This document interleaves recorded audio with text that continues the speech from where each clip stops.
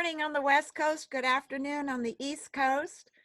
In Paris, good evening. I'm such an optimist, it's unbelievable. So happy Sunday Bubbles brunch via Zoom. I'm so thrilled to be with you. We are on my back porch, and as you can see, it's just an absolutely glorious day here in California, a perfect day for growing grapes. And we are so excited about Vintage 2020. It is just proceeding so beautifully.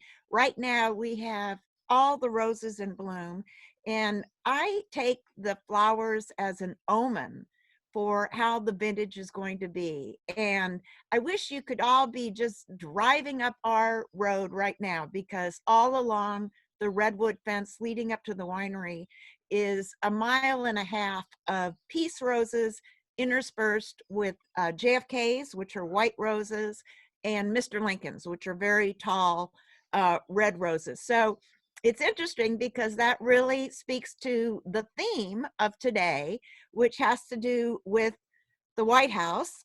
It is one of the pillars of our prestige that we are now on our 6th consecutive presidential administration to serve Iron Horse at the White House. And our special guest today, Daniel Shanks, who you're going to meet in just a minute, is one of the primary reasons why that is the case. And when you come to Iron Horse, if you go into our office, you'll see all of the menus with the most wonderful, thoughtful, personal letters describing the state dinner, the circumstances, how the wine was received, and all personally signed by Daniel. You go into our office and it's Daniel Shanks, Daniel Shanks, Daniel Shanks, Daniel Shanks, Daniel Shanks. He is a hero in my family. But first, good morning, Jeff. Great Good to see morning, you. Joy. Great to see Yeah, you. great And to see Lori, you. thank you for We're going being to open, what are we opening today? We're opening the Wedding Cuvée. My wife has opened many, many, many bottles of bubbly. There's that beautiful sound. So we're getting ready. Thanks, Joy, for joining us. And yes, as Joy mentioned, we've got Daniel Shanks joining us here in a little bit.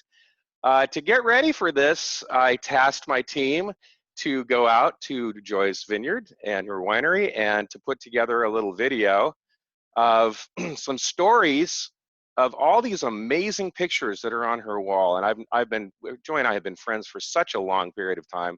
It's been, Joy, here's to you, your Cheers. friendship and your Everybody, time wines. for a toast. Cheers, It everybody. is time for a toast. Cheers. Daniel, cheers. Julio, cheers. Everybody cheers. Everybody, Cheers to cheers. everyone. Look at the beautiful Cheers bubbles to on everyone. this. Oh, I love that. So, Joy, we've got 125 people that have already joined, and that number is climbing very quickly. So this is a record for us so far. Thank you, everybody. This is so much fun. You know, when in doubt, throw a party. Have bubbles. Bubbles, Exactly. open bubbles, really, exactly. It's the best thing we could possibly be doing. I'm very excited. You know, while we're you're gonna when you let me know when you're ready to queue up the video, Yeah, which we I'm still got, now we're at 130, so they're coming in 5 at a time. It's still growing. So yeah. so I got some questions via email, and I just thought I would take a stab at a couple of them. Mary sent me an email to ask me which administrations have served Iron Horse, and I'm very proud to say every single one since the Reagan administration. So 6 consecutive, including the current administration. And the current administration served Iron Horse when the president went to the UK almost a year ago. It was a year ago, June. And our wine was served for the second time at Winfield House. The first time during the Obama visit to the UK when the Queen herself attended. This time the Queen did not attend. Prince Charles attended in her stead, but they drank Iron Horse throughout the meal. So one of the amazing things is that Iron Horse is completely bipartisan. Republican, Democrat, it doesn't matter. We are just the toasting wine. Well, it's not exclusive. I shouldn't say that. We are not the toasting wine. We are one of the delicious American toasting wines at the White House. So, Mary, the 6 consecutive presidential administrations going back to 1985. Another question that I got via email is from Jennifer and Tim. Now, I'm drinking 2015 Russian Cuvée. And Russian Cuvée is going to be a pretty fun story as we get into today's brunch. But the question is, can I tell the difference between 2014 and 2015? And the answer is yes, side by side. I can certainly tell the difference, that they are different. But if you were to pour me, I'm just being honest here. If you were to pour me a glass of 14 and say, name the vintage, a peek at the label would be extremely, extremely helpful. Now, but there are certain things that I would look for. The 14, well, let me just say this. The older vintage would have a little more weight, a little more nuttiness, and it might have more time, entourage, more time on the yeast. So it would be generally a richer, creamier glass of wine. And the younger vintage generally is going to taste lighter, cleaner, more crisp. There's also going to be vintage variation. 2015 was a very short vintage, and so it had much more concentrated flavors. But as I say, if you were to, with days apart, I would not necessarily say, oh, this is one vintage and that's another. It's not going to be that dramatic.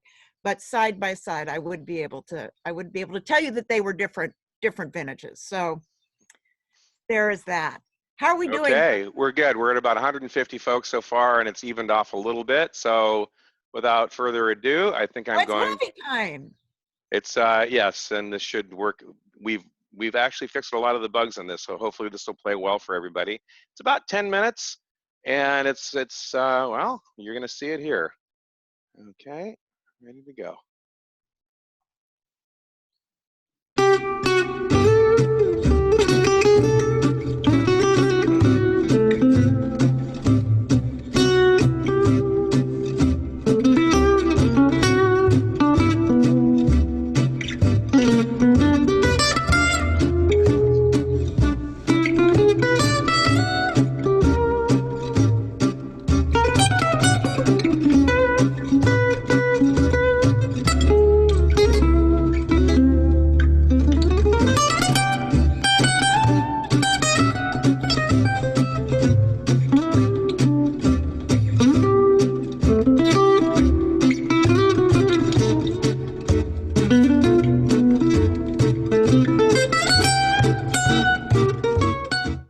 Have you here. So usually I give this tour in the office and we interrupt everybody who's working in the office, and they're very sweet because they hear the same stories over and over and over and over again. So the first photograph that I like to point out for people, this one is my favorite, and it's the first time that Iron Horse was chosen for such an historic occasion. This is the Reagan-Gorbachev summit meeting in Geneva in 1985. This is what put Iron Horse on the map. We were so young at the time. Our first vintage, remember, of sparkling wine was 1980, and the wine that they're toasting with in this picture is 1983. So it's very early in our career. And the beauty of it is that all of the historians agree that the two superpowers were simply poles apart until this moment when they were toasting clinking glasses with Iron Horse. So as you can imagine, for 35 years, my family has taken complete and utter credit for ending the Cold War. As you should. You're welcome. You're welcome. And now we try to save the planet with Ocean Reserve. We take our job very seriously. Our civic responsibility as winemakers. And it's interesting that this whole history shows the significance of wine as a diplomatic drink. I think one of the reasons they chose Iron Horse is because we pertain to the town of Sebastopol, our proximity to the Russian River, and of course the Russian 19th century settlement. In fact, the Russians grew the first grapes over in Grayton, about a mile from here.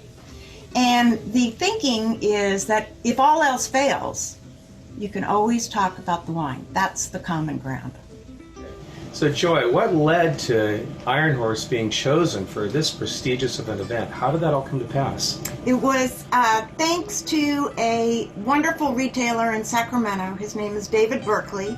He had a retail store, a fine wine shop called David Berkeley's Fine Wines. And he knew the Reagans from when they were in the governor's mansion. Oh, wow. And when the Reagans entered the White House, they were adamant about serving American, well, California wines, actually. And David became the unsung, unpaid, unknown wine advisor. Wow. And he is the one who recommended Iron Horse for the summit meetings. And we were told at the time that every member of cabinet had to sign off on it, which is really, That's pretty amazing. That was how important they Wow. felt about it diplomatically. And the wines themselves had to be shipped to an Air Force base in unmarked boxes. So totally incognito. Totally incognito. And we were not allowed to talk about it. In fact, we're not supposed to talk about any of this. You're not supposed to use any of these We're not menus broadcasting this in as any way. advertising or promotional or for selling. We're not selling or promoting. We're telling stories. Well, that's true, and this is a long time ago now. It's 1985, for heaven's sakes. Perfect. But it's, but it is an incredible honor. And of course, Iron Horse was not exclusive for all these years. Many other wines were also served. So I would say we averaged about 2-3 times a year. So it was for state dinners. Was it mostly sparkling, or were some of the still wines included? in No, these as also well? some of the still wines, Pinot Noir. We used to make a Viognier, and Mrs. Clinton loved our Viognier, so she served that at a number of lunches. But the wine that we primarily used was for toasting. So bubbles for toasting, and the richest of our sparkling wines is the Russian Cuvée. And so that's the one that they... It's prolific in every menu that I read. Russian Cuvée added a spice to the end of the night. Daniel said that in one of his letters. It was phenomenal. This is one of my absolute favorites. I still get goosebumps when I look at it. This is the menu from the White House, New Year's Eve, 1999. So the White House ushered in the new millennium with Iron Horse, which is just phenomenal. And we created a special cuvee for them called Millennium Cuvee. They had special glassware. I mean, it was obviously a huge, huge celebration. And it shows, which I'm very proud of, that we have both Republicans and Democrats serving Iron Horse at the White House. We are completely ecumenical. And it is my considered opinion that when you become President of the United States, regardless of your party preference, you automatically develop a taste for Iron Horse. It just comes with the Oval Office. And in my considered opinion, if you already love Iron Horse, then you are clearly presidential timber. And you should run. There you go. We have a Pope, not the Pope, but a Pope, and the first Pope to ever retire. That's not usually the way they switched historically. So this was for the 80th birthday of Pope Benedict, and so that's obviously pretty exciting. This is exciting. This is the U.S. Supreme Court. This is one of a number of menus. So the U.S. Supreme Court had special dinners, and they served Iron Horse. In this case, they rarely served bubbles. It was always Chardonnay and Pinot Noir. Queen of England, close. Queen's wave. I try, but in fact, our wine has been served to the Queen of England twice, which is pretty exciting in Did it two go to her different head? administrations. Did it go to her head? I certainly hope so. I certainly hope so. What's interesting to me, though, is the royal family traditionally drank champagne forever. French champagne, true French champagne. Correct, champagne. And now, however, they have switched to English sparkling wine. So I find that very interesting. I applaud that. I think that's... Have you tried English sparkling wine? I have, and they're quite delicious. So the president of China, this was a dinner that Obama hosted down in Southern California at the Annenberg estate.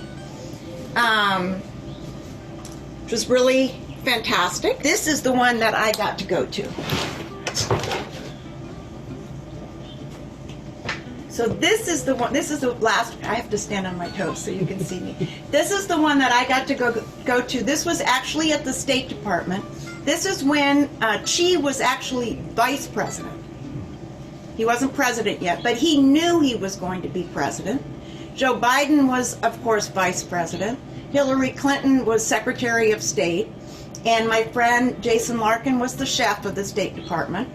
And Ming Tsai was the chef. He prepared the dinner. And I always think of this photo, and I put little thought bubbles over their head. And Xi is saying, by our system, I will be president in March. And these two are saying, I wonder if I will ever be president. So it's kind Only time will tell. Well, not very much longer. Right. But what's done is to see how Hillary is just really Oh, she's guzzling there. knocking it back. Yeah. But it's a gorgeous menu, and it was really thrilling to be in the room. It was in the Benjamin Franklin room of the State Department, which is just exquisite. The furniture, the art, the furniture, the carpets, curtains, everything about it was so thrilling. Did your parents get to go too? No. Oh, just No. you. But Henry Kissinger was there, and titans of industry, and yeah, it was, and Joy. None of this ever gets old, to say the least. It's number one, it's an honor.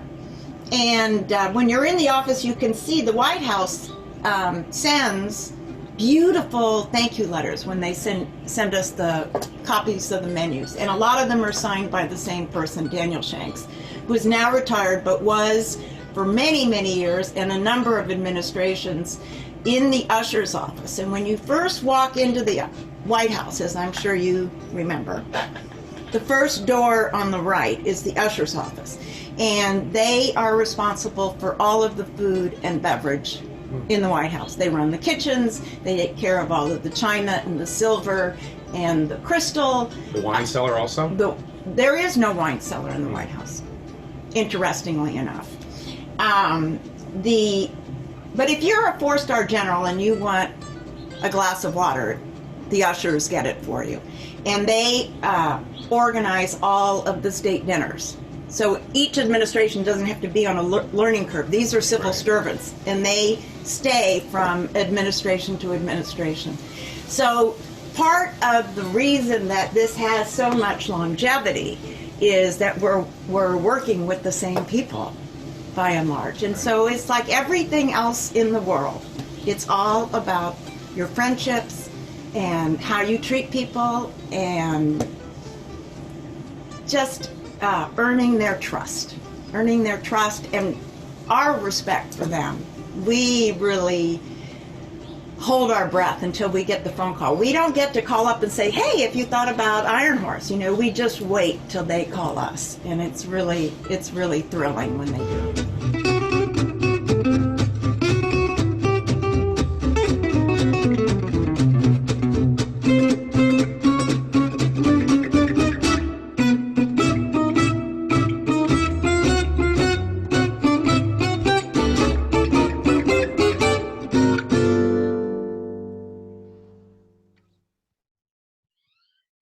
was wonderful. There you go. Yay. Oh my God. Thank you so much. Oh, and did you notice how fast I got from the winery to my house? We're in this. Yeah, we need to have some bubbly open during that, but we had a great time, Joy. Yeah, a Oh my little God, quick little thank thing. you. Right afterwards, Julio and I tried to fly a drone to get some drone footage, and the wind was blowing so fast, we lost the drone. Okay, and so we had to walk down the vineyard into the Q vineyard, which I thought was fallow, but it's not. It's growing grapes now. Not anymore. We've I replanted. Yeah, I saw that, and we found our drone. So I'll give you. That was great. Anyway, I want to introduce our next guest. Our next guest lived in Napa Valley for 20 years. In 1977, he became part of the opening team for Domaine Chandon Winery in Yountville, where he was hired to be the maitre d' at their famous Michelin star restaurant, Etoile.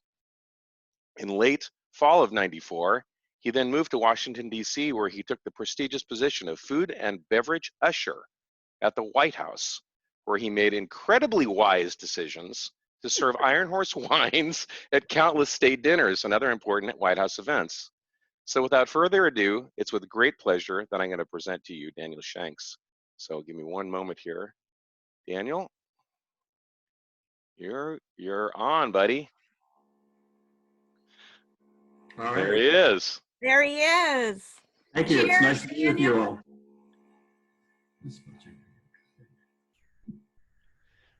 So was Joy's Thank you. were Joy's stories about everything that she said, were those all accurate? Yes, in a very joyous manner. There's a few things. One thing, she beautifully mentioned David Berkeley, who was a great friend and a mentor and who created the path to walk on. He's really the one that just established the history of serving great wines at the White House. It's a kind of a checkered history in its past. I did an anthology all the way back to the Eisenhower administration, and you can see when David's steady hand started having an impact. So that was a very, very nice thing. And I she did not know that. the joy we've had over the years of working with various combinations and dosages, and like everything you do, trying to make every event theatrical and centered on the guests that we hosted. So a lot of good memories. And for anybody who's curious, the screen behind me, just we added a little fun for today, is from the congressional picnic on the South grounds when the theme was Major League Baseball. So you'll see very large baseballs all over the place. And it was the usual fun we had at the White House. Daniel, who was president when you joined the White House? Actually, as you mentioned, I was working at Chandon and got a call from a friend in Napa Valley who was part of a panel that was looking for a new usher to take over food and beverage, which really had not been, as strange as it may sound, a very strong emphasis at the White House. And they said, you're going to be getting a call from the White House. Don't hang up and don't be shocked, which is a very nice courtesy. That would help quite a bit. They had done a panel after selecting Walter Scheib as the first American chef. And they then were looking, Mrs. Clinton was looking for somebody to take care of the front of the house aspects. Very flattered to get a call from 3,000 miles away. Couldn't deny the bacon, so I went back and interviewed. On the third interview, was offered the opportunity, which is a unique privilege and also very hard to be dragged out of Napa Valley, but it sure worked out well. So I had 6 years of the Clinton administration, 8 years of 43, 8 years of President Obama, and about 9 months of the Trump administration. I reached my 25 years. That was my long-time goal. Married a beautiful woman that I had dated 35 years ago. It all seemed a rational time to either bail or leave, depending on your perspective. Well, you were just married a year and 8 months ago? I can still hear the pop of the wedding cuvee, yeah. Oh, that's great. That is so sweet. Well, Yeah, we had a beautiful wedding out in the Virginia countryside. It was a spectacular day. well, it makes it just is so heartwarming and wonderful to know that Iron Horse is not only part of your professional life and your storied career, but also your personal love story. That makes me just tingle all over. Hey, I have a question for you from Chris. Sent me an email and wanted to know, what was the most popular dish served at the White House? To be honest, that varies administration to administration. Part of the beauty we have, of course, every family that comes in redefines in some small manner the parameters of what we do. given the context of time and limit and space and historical precedents. It really depends on which president was and what they did. Obviously, I would say that President Bush 43 tended to favor beef more. Mrs. Clinton and the president were more into a healthy manner. And the Obamas, of course, ate very, very well. And I'll leave it at that. So what was it really like to work for Bill Clinton? Jeff, you weren't going to ask those questions. Well, you would no. You know what? Dinners, I'm really not glad political question. Just interesting administration, right? Super fun. One of the advantages I have had in my 4 administrations is each of them are so incredibly different. And what we do the very day they come in, as everybody knows the great story, when the family leaves to go to the Capitol with the president-elect, we start moving and family out. And by the time they come back in at the end of the parade and get ready for the inaugural receptions that night, we've moved one family out and one family in. And it sort of is our mantra of how we deal with it. We are there for one purpose, and that's to serve the President of the United States, whoever walks through the door with that position. And it's an extremely honored profession. Nothing can go wrong, nothing will go wrong, and we adapt as quickly as we can. People often ask, and I'm not being boasting on this at all, are you nervous when a new president walks through the door? And the truth of the matter is we've learned that they tend to be more nervous than we are. We've been there. We just finished spending 4 or 8 years taking care of the real president because they haven't yet established that mentality inside themselves. They're moving into an environment where all of a sudden they have people around them 24/7 taking care of every wish they have. And in some manner, if you can see the humanity of it, it's actually a more intimidating process for a family coming in than it is for us as staff. Now, are we very conscious and do we work very hard to make sure we take care of their needs? Yeah, that's our pride. And if we don't, we go. It's that simple. I mentioned that in my estimation, but you gave me once the most fabulous back of the house tour of the White House, which was such an amazing privilege. And you showed me what served as the wine cellar. Would you please describe the White House wine? Great question. Go back into your house drawer and open the closet. As I was driving across country on my first visit, going back to the White House, of course, not knowing what to see, my family was in Washington, D.C. I thought I'd surprise them, get a chance to visit the White House, see everybody, and go back to Napa Valley and be very happy and very content. The chief usher took me down to the lower floor you talked about, which is the backstage area, and he put a key in this door and opened it and said, here, this is your wine cellar. I'm thinking Jefferson, I'm thinking mold and bats and must and Bordeaux's, and it turned out it basically was a room of about maybe 4 feet by 16 feet that holds everything, whites, reds, sparkling, you name it, it's all in one room. The philosophy has always been that the government doesn't spend money to lay a bottle of wine outside. So you tend to learn with that and you adapt. The chefs adapt their menus to their demands of their clientele. I change the wine selections to fit all that conjecture.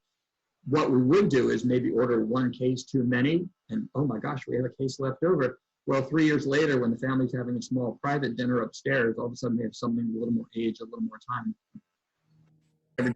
Jefferson Cellars. So David, Daniel, you ran the entire show there. I mean, as obviously you were the assistant usher and then you became the head usher. And as I read through some of the material that you sent me, what really struck me is as you ran these dinners, you had to take your cues regardless of what was going on, and it could be absolute chaos, but you had to take your cues from somebody. Who did you take your cues from and how did that work? The First Lady. Anybody has any illusions about the president running the White House is not true. It's not going to surprise any married couple. Yeah. The First Ladies are the cues you take. The president's much too busy, much too distracted. He has whole different purposes in the brief times he can interact with his guests.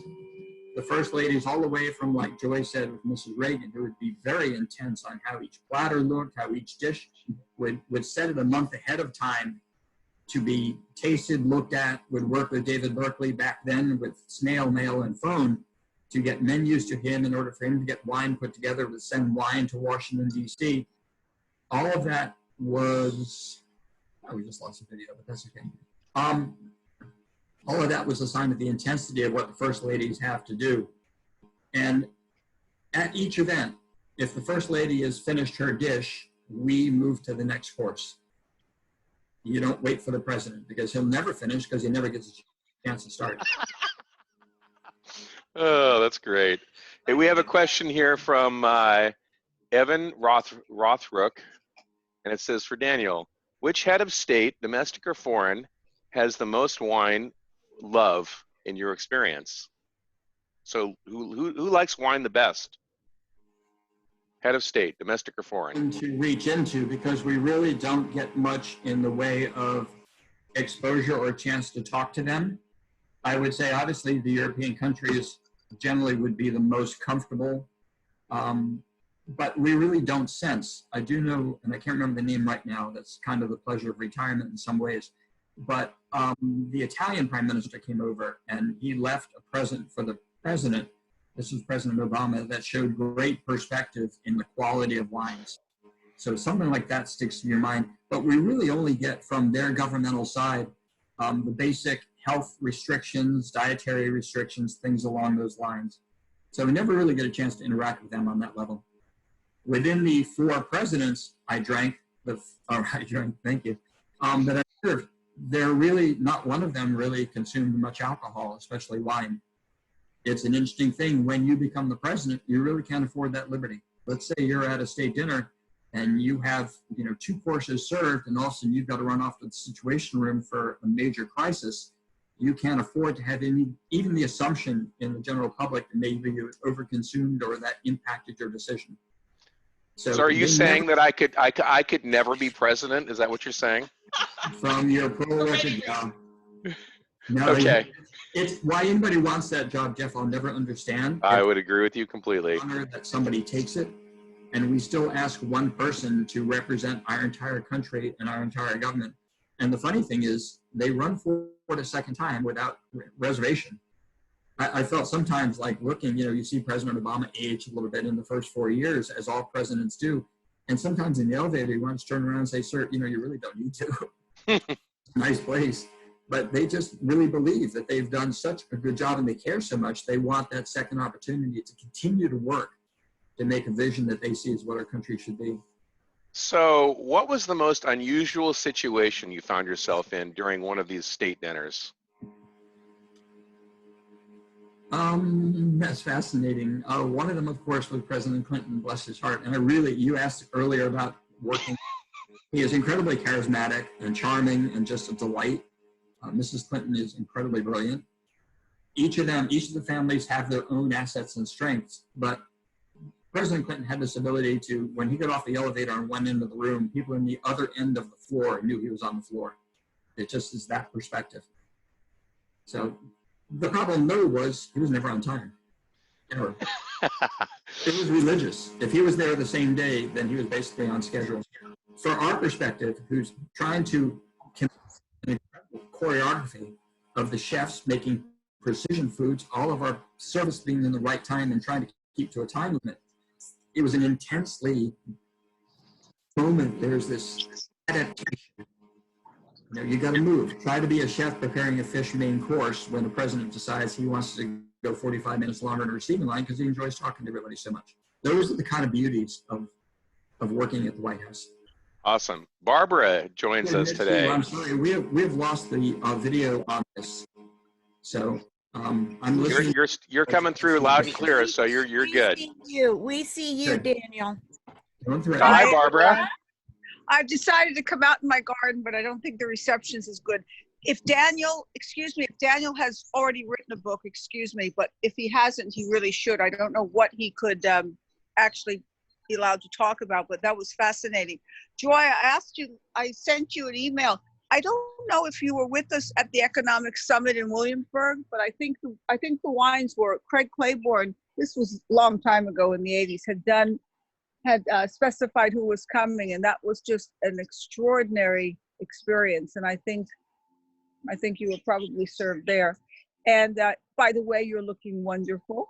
As are you. Beautiful. So I was going to take you to my rose garden, but this is about wine. Except that at 10 in the morning, I'm only drinking squeezed pear juice with water in it. I can't start with you at 10 in the morning. I'm sorry. Well, you're going to Only have to get into training, Barbara. Yeah, we've got a solution for that. All we need is a Only phone number and an email only address. if I'm And visiting Joy, and I would make the exception there. But it's interesting. I've been to the White House a number of times, and I've met over the years since 1982 all the presidents since then, and I have my favorites as well. Of course, the Obamas came to Spago a number of times, and we put them in the private dining room, just the two of them. After they were in the White House, they've come for some romantic dinners. But Daniel told some extraordinary stories, and the history of Iron Horse is just astonishing.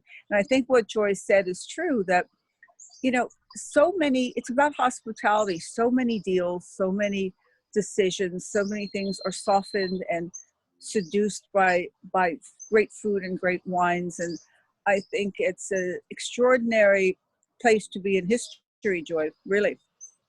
It's a wonderful history. Daniel, your stories are just superb, and I really think you should write a book. And I also want to congratulate you on your wedding, and I hope there'll be many children, Daniel.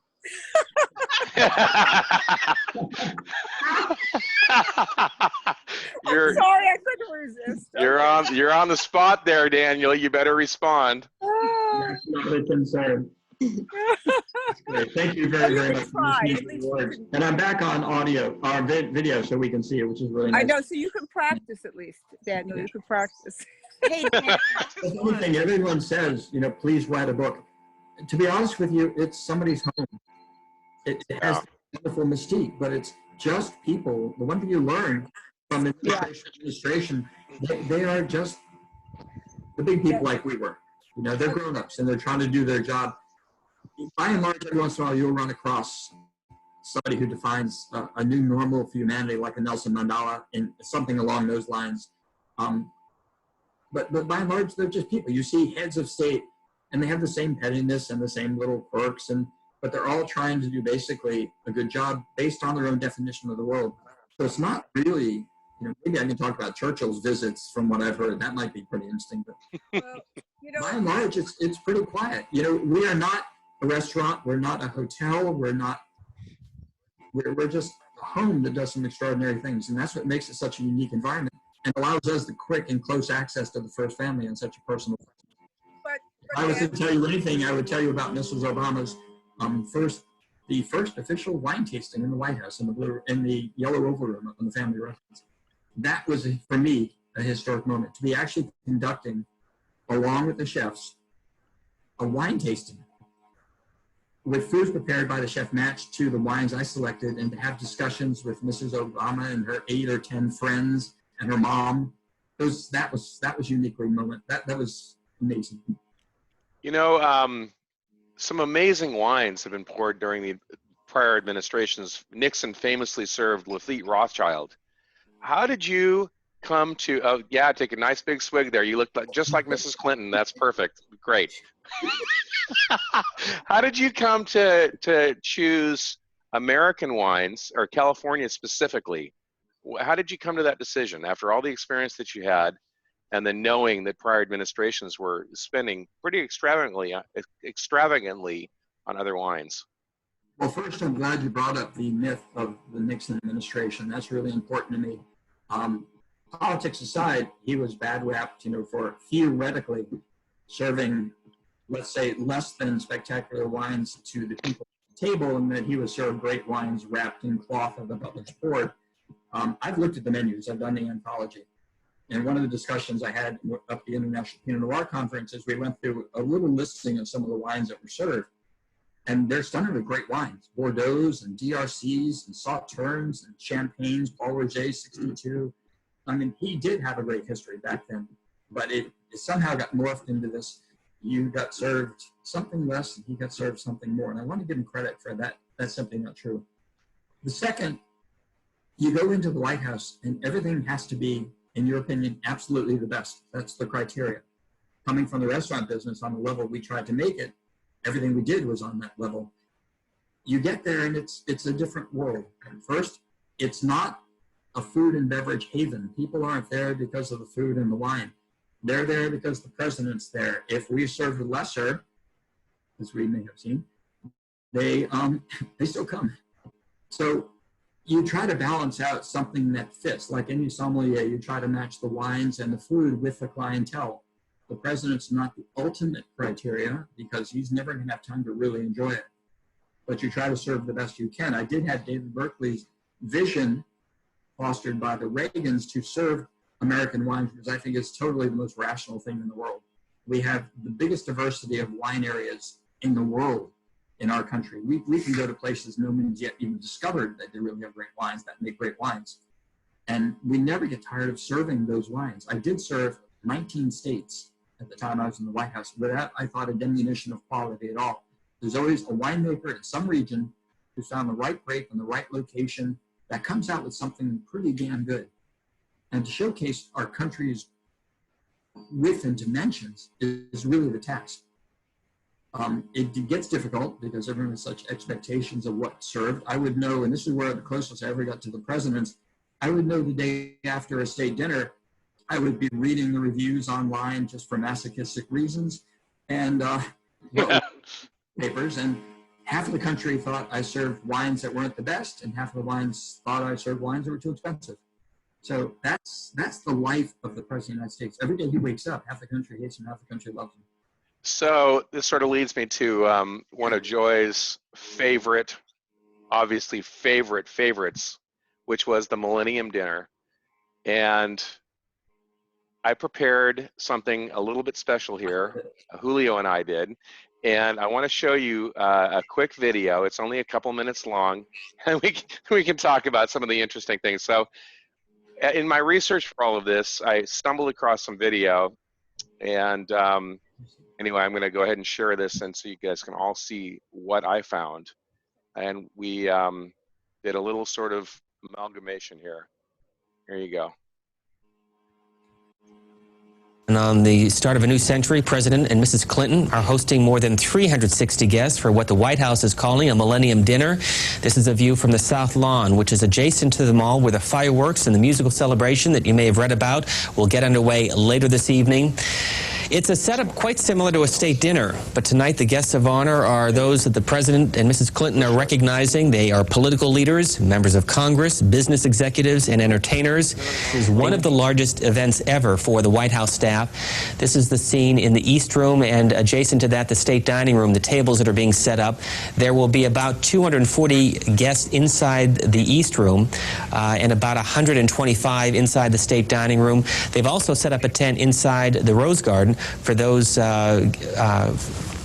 fill out the White House, and then the entire White House will be transformed during the 2-hour entertainment program tonight for the guests to return to the White House, and that will be followed by an evening of big band sounds, also a disco. And also Will Smith, who is serving as the Master of Ceremonies for the event on the Mall. Mary Tyler Moore there for tonight's dinner. 360 people for the dinner, and another 1,100 who will be there afterwards for the post-New Year's celebration. And Yolanda Ali will watch for just a moment.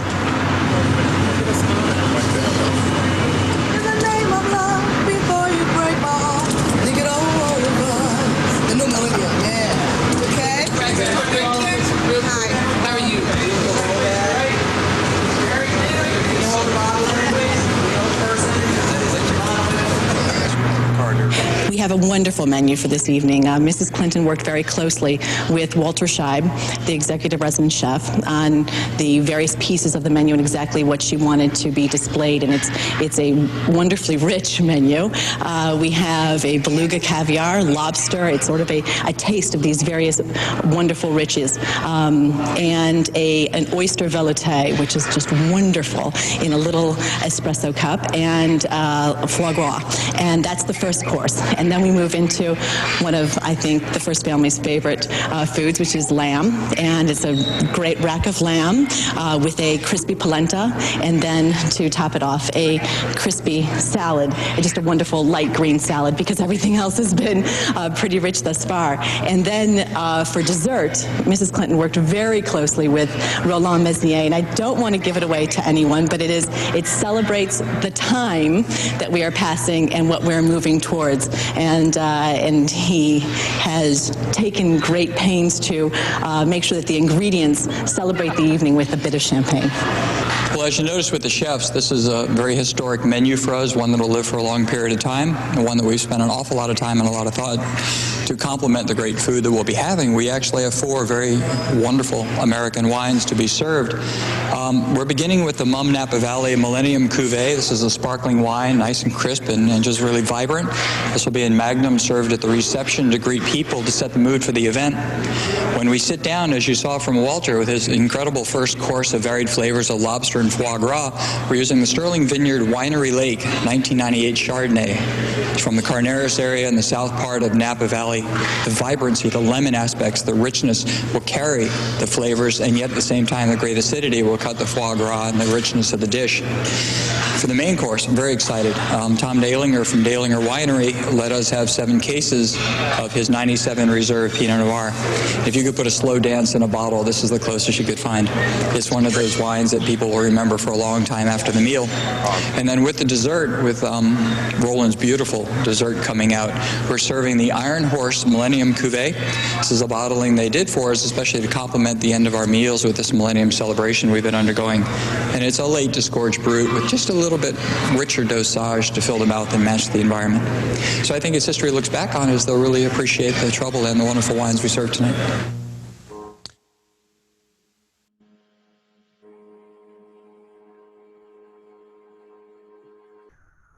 That take you back, Daniel? Yeah, I'm sitting here smiling. I don't know where you got the video clip of my younger brother, but that was very nicely done. You looked awesome back in those days. Well, he looks awesome now. Come on. Oh, he still looks good. That evening, I'm not going to take a lot of your time, but it just brings such a rash of memories, because you have to take the context of what we did.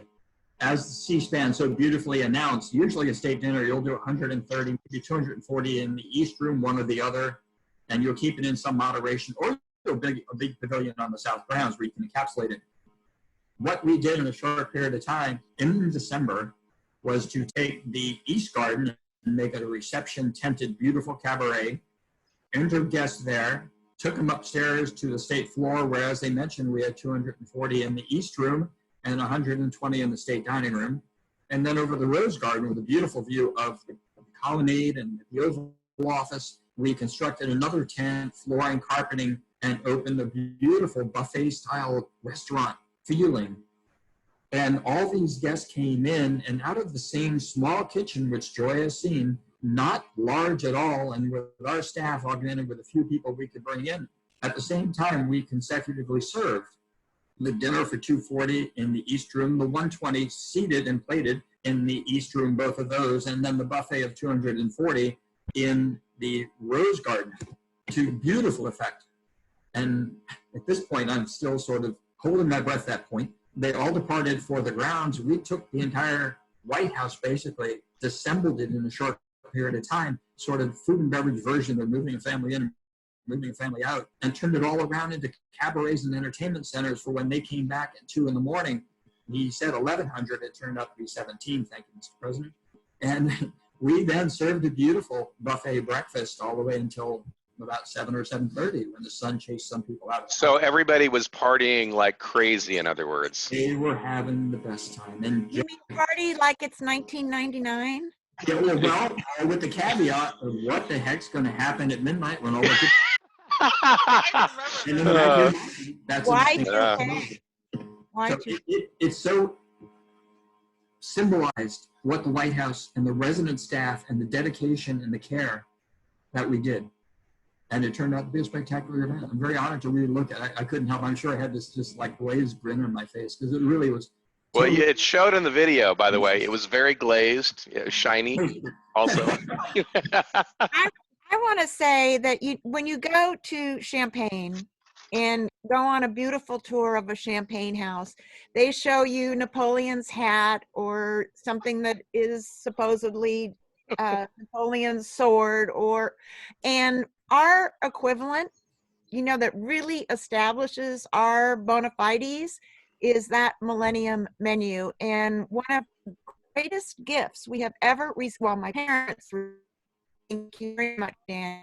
Daniel sent my parents 2 of the gorgeous Waterford cut crystal glasses that were the toasting glasses from that night, framed with the menu, and it's in a shadow box on the shelf in their library to this day. It is one of our great, great treasures, along with this amazing friendship. Well, Joy, mentioning your family brings back to me a great treasure. So I'm glad to know that that was special, and I have great memories and affection for them. I heard the rumor they may be watching today, and that really made me smile. Oh, I'll bet you they're watching. They better be watching. Your dad, and yeah, he remembers me. He interviewed me early on in our relationship, Joy. I've never been grilled by a lawyer as intelligent as your father. After he had 7 or 8 glasses of your Chardonnay in my glass, and he grilled me before we did anything together. Remember that? Well, he is brilliant. That is brilliant. He is. Jeff, when you're working with Joy, just remember Gene Poole. Yeah. Oh, we do. Don't you worry about that. Gene definitely matters. Wow. Great. So, some more questions. We do. Who was the most interesting guest of honor when you were in the White House? A slight pause. In a sort of strange way, most of the most beautiful moments happen behind the scene, and that's a whole nother discussion to have when the White House becomes a home and a very personal environment. And the president, whether it's wounded warriors or Make-A-Wish children, the humanity of those moments is incredibly touching. But the biggest was, as Joy mentioned, the Queen of England came to visit this last time, and she came into Jamestown and the colonies in Virginia, spent like 5 days in the Virginia area celebrating how that all transpired, went to Richmond, came up, and the culmination was an entire day celebration, culminating in a dinner at the White House. We worked really hard. This was very important. It was a white tie, our highest level of competence, hopefully, and I think we pulled it off really well. But what's nice is she sent a note through the administration to the chief usher, saying she wanted 5 people set aside for her to personally thank for the hospitality. Now, we were always under the direction from the State Department, you don't look at her, you don't talk to her, you don't approach her. She's a vacuum, she lives in her old world, she doesn't like that kind of feeling. But she intentionally chose to honor 5 people within the resident staff in a personal way. So it wasn't like an aside room. It wasn't off to the side. It wasn't mid-afternoon. After she finished the entire dinner and finished beautiful entertainment in the East Room, as she's walking out towards the North Portico to go back into the motorcade, she and Prince, yes, thank you, Prince Philip, thank you, that's my was, we were lined up where the stairs come down from the residence as you walk out, and she came over and personally just took a moment to grab her hand and shake it and thank us for a great experience. That, to me, not being melodramatic, which I love dearly, showed the power of the White House and the power of our country. There aren't too many countries somebody would think of taking their time after such a grueling 5 or 7 days to say personally to a working staff that it was meaningful to her. So that's important. Wow, that's great. That's one of many. There are so many, but that struck me in its uniqueness. So here's a really interesting question from Evan Rothrock. What was the dessert? You're going to test your memory. What was the dessert at the Millennium Dinner that Iron Horse Millennium Cuvée was served with? Joy. Oh my God, I don't. It was wonderful. On the spot, yeah, wonderful. Wine was consumed by that point. Roland Mesnier was the pastry chef at the time, and phenomenal, very old world, very beautiful presentation, spun sugar, took it so incredibly intensely. And that's why I work with Joy, knowing his style of desserts, to match the dosage of the Millennium Cuvée to what we were serving that night. So we went through that, and Joy never has ever anybody been that willing to literally send me 6 bottles at home with different dosages, saying, what do I think, and trusting my judgment. Wow, that's great. Did you really do that, Joy? 6 different dosages? Oh, absolutely. Well, first of all, it was a unique wine, chosen to Daniel's specifications, never to be repeated again. One time only. And that's why it's called Millennium Cuvée. I guess we'll all have to wait around for the next one before we get again. It can't be replicated. I do want to tell one funny little story, and that is that besides the unique wine with the special dosage for Millennium Cuvée, typically, Daniel, you served Iron Horse Russian Cuvée with dessert because it is the richest of our bubblies. That's what I'm drinking today. That's what's in my glass.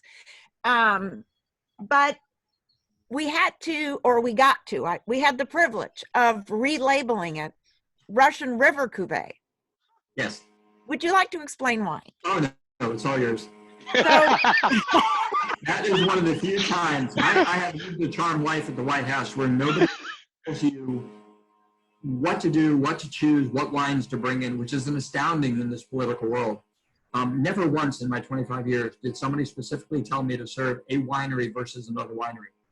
This is one of those cases where somebody's sitting in an office somewhere down the road, got a preview of the menu, and said, we can't serve something called Russian Cuvée. Wow.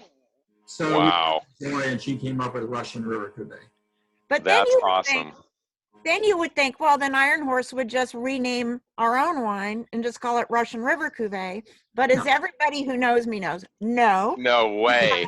We carry the flag for Green No Valley, way. special appellation, which lies within the Russian River area. And so there was no way we were going to do that. So we just printed more labels. Simple. That would Just take make an act of God for Joy to change her mind, as I know well, and that didn't happen. There are sometimes people in offices that think they are proximal to the president, try to make decisions based on what they think he will want when it's not on his radar. And we run across that on rare occasions there. You got to understand, for a very short period of time, they're that close to the nexus of the world and they want to have their impact. You shake your head and you move on and you adjust. But that's the whole history of the White House. It changes every administration, yet it stays the same.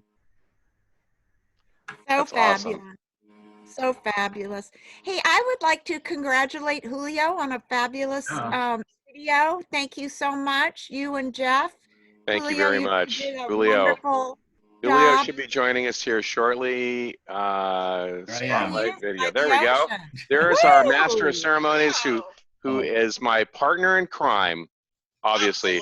Julio, do you want to go out to the Iron Horse today and shoot some video? What? What time?